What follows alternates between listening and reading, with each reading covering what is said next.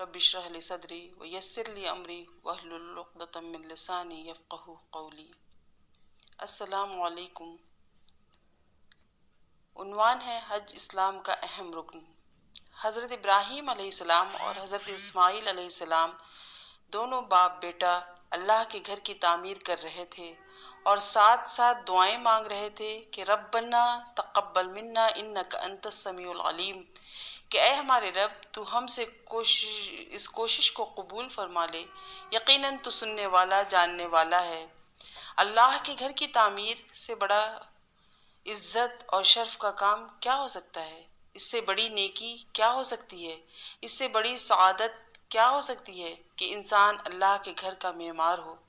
لیکن اتنا بڑا کام کر کے بھی ان دونوں کے دل اور زبان پر کیا تھا کہ اے ہمارے رب تو قبول کر لے، اور پھر دعا مانگی کہ ربنا وجعلنا مسلمین لک ومن ذریتنا امۃ مسلمۃ لک وارنا مناسکنا وتب علینا انک انت التواب الرحیم۔ سورہ بقرہ آیت نمبر 128، کہ اے ہمارے رب ہمیں اپنا فرما بردار بنا لے اور ہماری اولاد میں سے بھی ایک ایسی امت اٹھا جو تیری فرما بردار ہو، اور تو ہم پر مہربان ہو جا، یقیناً تو توبہ قبول کرنے والا اور مہربان ہے۔ اور اسی موقع پر دعا میں یہ بھی آتا ہے کہ وَأَرِنَا مَنَاسِكَنَا، اور ہمیں ہمارے مناسک یعنی حج کے طور طریقے سکھا، کہ تیرا گھر تو بنا دیا، اب ہمیں یہاں کیا کرنا؟ تیرا گھر ہے، تیری ہی مرضی، تیرے حکم، تیری رضا کے ہی مطابق اس کا طواف ہوگا اور یہاں پر عبادت کی جائے گی۔ تو اس پر اللہ سبحانہ وتعالیٰ نے حضرت ابراہیم علیہ السلام کو حکم دیا کہ وہ لوگوں کو حج کے لیے پکاریں۔ ارشاد ہوا وَأَذِّن فِي النَّاسِ بِالْحَجِّ يَأْتُوكَ رِجَالًا وَعَلَىٰ كُلِّ ضَامِرٍ يَأْتِينَ مِن كُلِّ فَجٍّ عَمِيقٍ۔ سورہ حج آیت نمبر 27، کہ لوگوں کو حج کے لیے پکارو، لوگوں میں حج کا اعلان کر دو تو لوگ چلے آئیں گے اس گھر کی زیارت کے لیے، پیدل بھی اور دبلے دبلے اونٹوں پر بھی، ہر دور دراز کے راستوں سے، کیونکہ آپ جانتے ہیں کہ مکے میں آل ابراہیم کے علاوہ کوئی اور نہیں بستا تھا۔ ان کو خیال یہ ہوا کہ تیرا گھر تو یہاں بن گیا، لیکن یہاں آئے گا کون؟ اس بے آب و بیاں وادی میں ان کے لیے کیا اٹریکشن ہوگا؟ ظاہر ہے دنیاوی اعتبار سے وہاں کوئی سبزہ نہیں تھا، کوئی پکنک اسپاٹ نہیں تھا، کوئی دنیاوی رونق نہیں تھی، کوئی تجارتی مرکز نہیں تھا، کوئی بہت بڑا مونیومنٹ نہیں تھا جن چیزوں کے خاطر آج بھی لوگ دور دراز کے سفر کرتے ہیں۔ یا اللہ تیرے اس گھر میں کون آئے گا؟ فرمایا پکارو، لوگ آئیں گے، پیدل چلے آئیں گے، سواریوں پر آئیں گے، اتنے دور دراز سے آئیں گے کہ چل چل کے ان کے اونٹ دبلے ہو جائیں گے، لیکن پھر بھی وہ پہنچیں گے۔ اور واقعی ابراہیم علیہ السلام نے پکارا، اور جس جس کو اللہ نے توفیق دی اس نے لبیک کہا۔ اور آج ہم دیکھتے ہیں اپنی ان آنکھوں کے ساتھ کہ دنیا کے ہر رنگ، ہر نسل، ہر زبان کے بولنے والے وہاں دور دراز کا سفر کر کے، اپنے مال خرچ کر کے، اپنے جذبات، اپنے احساسات کے ساتھ اس گھر کی زیارت کے لیے پہنچتے ہیں، اور وہ قاعدے جو اللہ نے ان کے لیے رکھے ہیں اپنی آنکھوں سے دیکھتے ہیں۔ بہرحال حج کا آغاز ہوا، ہر دور میں لوگ اس گھر کی زیارت کے لیے جاتے رہے، حتیٰ کہ نبی کریم صلی اللہ علیہ وسلم جب مکہ فتح کر لیا تو اس کے بعد 10 ہجری میں آپ صلی اللہ علیہ وسلم نے اپنے صحابہ کرام رضی اللہ عنہم کی کثیر تعداد کے ساتھ حج ادا کیا۔ حج ایک فریضہ ہے، نفل عبادت نہیں، بلکہ جیسے نماز، روزہ، زکوٰۃ فرض ہے بعینہ ہی ویسے ہی، بس فرق اتنا ہے کہ حج صاحب استطاعت پر فرض ہے۔ اس لیے قرآن مجید میں آتا ہے وَلِلَّهِ عَلَى النَّاسِ حِجُّ الْبَيْتِ مَنِ اسْتَطَاعَ إِلَيْهِ سَبِيلًا، اور اللہ کے لیے ہے لوگوں کے ذمے بیت اللہ کا حج جو اس گھر تک جانے کی یا اس کے راستے کی استطاعت رکھتا ہو، یعنی انسان سفر کی مشقت برداشت کر سکتا ہو۔ حج میں اگر ہم غور کریں تو بہت سی چیزیں اکٹھی ہو جاتی ہیں، عبادتوں کا مجموعہ بن جاتا ہے جس میں انسان کا بدن یعنی جسمانی طور پر بھی انسان مشقت کرتا ہے، انسان اپنا مال بھی خرچ کرتا ہے، اسی طرح روح اور احساسات بھی اس عبادت میں شامل ہوتے ہیں۔ تو گویا حج ان تمام چیزوں کا مجموعہ ہے۔ اگر دیکھا جائے تو انسان محض اس جسم کا نام نہیں، یا گوشت پوست اور ہڈیوں کا نام نہیں۔ اللہ نے ان کو جہاں جسم دیا ہے وہاں اس کو روح بھی دی ہے۔ روح نہ ہو تو یہ جسم مردہ ہے۔ اس کے ساتھ انسان کو عقل بخشی گئی اور جذبات عطا کیے گئے۔ ایک متوازن شخصیت، ایک خوبصورت شخصیت، ایک عمدہ پرسنالٹی وہی ہوتی ہے جو ان تمام چیزوں میں بیلنس قائم کر سکے اور ان تمام چیزوں کے تقاضے پورے کر سکے۔ تو حج میں ہم دیکھتے ہیں جہاں انسان جسمانی مشقت کرتا ہے، ایک طرح کی ایکسرسائز ہوتی ہے، وہاں انسان اپنے جذبات کی تسکین کا سامان بھی کرتا ہے۔ اسی طرح انسان کی روح بھی سیراب ہوتی ہے اور انسان اپنے پورے عقل و شعور کے ساتھ اپنے رب کے حضور لبیک پکارتا ہوا حاضر ہوتا ہے۔ نبی کریم صلی اللہ علیہ وسلم نے حج کو فریضہ قرار دیا ہے۔ آپ صلی اللہ علیہ وسلم نے فرمایا، لوگوں، اللہ نے تم پر حج فرض کیا ہے، لہٰذا تم حج کرو، اور یہ فرض زندگی میں ایک بار ہے۔ اگر ایک بار سے زائد کوئی حج کرتا ہے تو وہ نفل عبادت قرار پائے گی اور اسے اسلام کا ایک رکن بھی قرار دیا گیا ہے۔ یہ بنیادی رکن ہے۔ نبی کریم صلی اللہ علیہ وسلم نے فرمایا، بنی الاسلام علی خمس، اسلام کی بنیاد 5 چیزوں پر ہے۔ نمبر 1، اس بات پر کہ اللہ ایک ہے، اس کے سوا کوئی معبود نہیں، اور محمد صلی اللہ علیہ وسلم اللہ کے رسول ہیں۔ نمبر 2، نماز قائم کرنا۔ نمبر 3، زکوٰۃ ادا کرنا۔ نمبر 4، حج کرنا۔ اور نمبر 5، رمضان کے روزے رکھنا۔ اب سوال یہ پیدا ہوتا ہے کہ کیا حج ہر ایک پر فرض ہے؟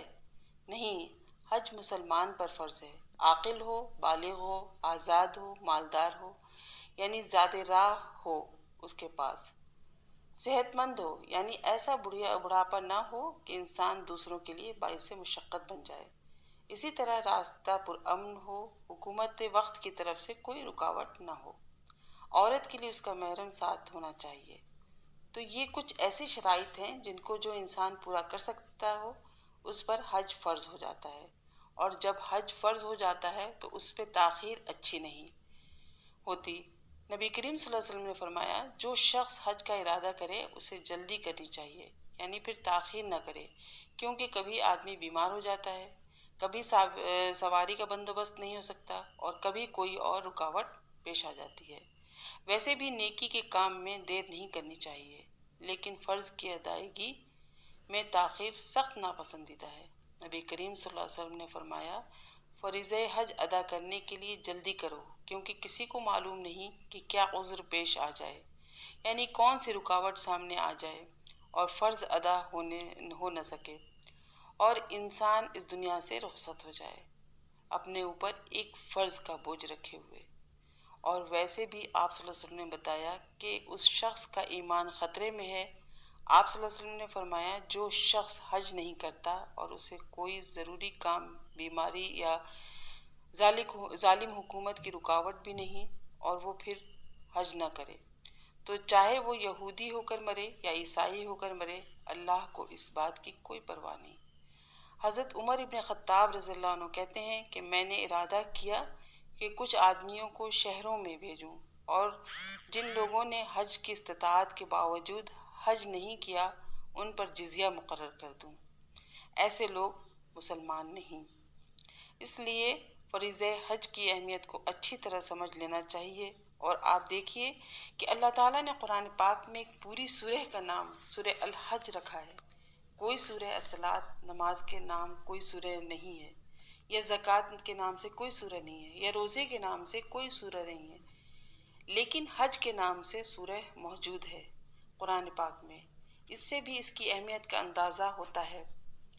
اس کا یہ مطلب ہرگز نہیں ہے کہ باقی چیزوں کی اہمیت نہیں ہے، ہر چیز اہم ہے، لیکن حج کو ٹالنا نہیں چاہیے یا اسے غیر اہم نہیں سمجھنا چاہیے، اور اسے افضل الاعمال بھی کہا گیا ہے۔ نبی کریم صلی اللہ علیہ وسلم ایک سوال کے جواب میں فرمایا کہ سب سے افضل کام اللہ اور اس کے رسول صلی اللہ علیہ وسلم پر ایمان لانا ہے، پھر اللہ کی راہ میں جہاد کرنا، اس کے بعد حج مقبول یا حج مبرور۔ بخاری کی روایت میں حج مبرور کا مطلب کا بدلہ جو ہے وہ جنت کے سوا کچھ نہیں، یعنی اگر کوئی شخص حج مبرور کرتا ہے تو یقیناً انشاءاللہ جنت کا مستحق ہے۔ اب سوال یہ ہے کہ حج مبرور سے کیا مراد ہے؟ یعنی صرف حج کا لفظ نہیں فرمایا بلکہ مبرور کا لفظ ساتھ آتا ہے۔ تو مبرور کیا چیز ہے؟ مبرور وہ حج ہوتا ہے جو سنت کے مطابق کیا جائے، نبی کریم صلی اللہ علیہ وسلم کے طریقے کے مطابق کیا جائے، اور جو شریعت کے تقاضوں کے مطابق ہو، یعنی حج میں پوری طرح اللہ اور اس کے رسول صلی اللہ علیہ وسلم کی اطاعت کا ثبوت دیا جائے۔ حج کے کئی فائدے ہوتے ہیں۔ قرآن مجید میں اللہ سبحانہ و تعالی حج کے بارے میں فرماتے ہیں لیشہدوا منافع، لوگ حج کو نکلیں تاکہ ان کے فائدوں کو دیکھ سکیں جو ان کے لیے رکھے گئے ہیں۔ حج کا ایک فائدہ تو یہ ہے کہ انسان سے فقر دور کرتا ہے۔ رسول اکرم صلی اللہ علیہ وسلم سے روایت کرتے ہیں کہ آپ صلی اللہ علیہ وسلم نے فرمایا، پے در پے حج اور عمرہ کرو، بے شک یہ دونوں فقر یعنی محتاجی اور گناہوں کو اس طرح دور کر دیتے ہیں جس طرح بھٹی لوہے کے میل کچیل کو دور کر دیتی ہے۔ اسی طرح دعاؤں کی قبولیت کا ایک خاص موقع ہوتا ہے۔ آپ صلی اللہ علیہ وسلم نے فرمایا، غازی فی سبیل اللہ اور حاجی اور عمرہ کرنے والے اللہ تعالیٰ کے مہمان ہیں۔ اللہ تعالیٰ نے ان کو بلایا، انہوں نے حکم کی تعمیل کی، پھر انہوں نے اللہ سے مانگا، اللہ نے ان کو عطا فرما دیا۔ حج کے کئی قسم کے فوائد ہیں۔ ان میں ایک فائدہ گناہوں کی معافی بھی ہے۔ روحانی فائدوں کے علاوہ، آخرت کے فائدوں کے علاوہ دنیاوی طور پر بھی حج کے بہت سے فوائد ہیں۔ حج مسلمانوں میں باہم اتفاق کا ذریعہ ہے، ایک دوسرے کو پہچاننے کا ذریعہ ہے، ایک دوسرے کے قریب آنے کا ذریعہ ہے۔ ایثار و قربانی کے بہت سے مناظر دیکھنے میں آتے ہیں۔ لاکھوں کا مجمع ہونے کے باوجود امن و امان کا مظاہرہ ہوتا ہے، جو ایک دوسرے کے حقوق کا خیال رکھا جاتا ہے۔ عمومی طور پر اس سے اسلام کی بہت سے خوبصورت پہلو سامنے آتے ہیں۔ اسی طرح مسلمان دنیاوی معاملات کو بھی ایک ساتھ بیٹھ کر حل کر لیتے ہیں۔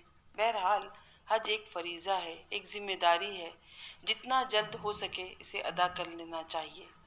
آپ دیکھتے ہیں کہ ہمارے ہندوستان میں یہ رواج ہے، اور خاص طور سے ہندوستان پاکستان میں، کہ ہم لوگ پہلے یہ سوچتے ہیں، ہمارے پاس استطاعت ہونے کے باوجود ہم یہ سوچتے ہیں کہ پہلے بچوں کی تعلیم ہو جائے، بچوں کی شادی ہو جائے، پھر ہماری جو ایک خاص عمر ہوتی ہے اور جو ایک وقت ہوتا ہے اس پر ہم حج نہیں ادا کر پاتے۔ اللہ سے دعا ہے کہ اللہ تعالی ہمیں وقت کے ساتھ اس کی سعادت عطا فرمائے۔